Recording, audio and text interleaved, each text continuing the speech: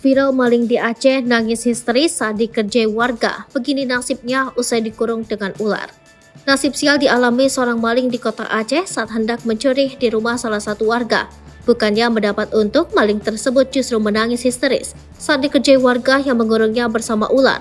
Aksi para warga saat mengerjai maling tersebut pun viral di TikTok usai diunggah oleh akun Mufti 0307.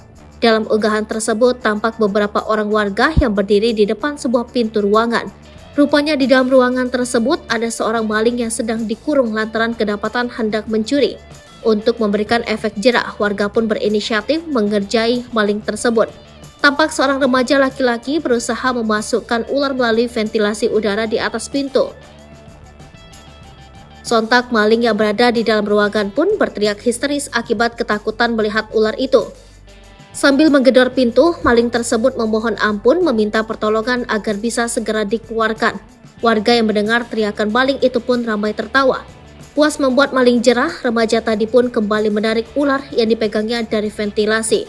Tak disebutkan secara pasti ular yang dimasukkan warga tersebut merupakan hewan atau mainan semata. Setelah dikeluarkan oleh warga dari dalam ruangan, maling tersebut ternyata adalah seorang remaja laki-laki yang diperkirakan baru berusia belasan tahun.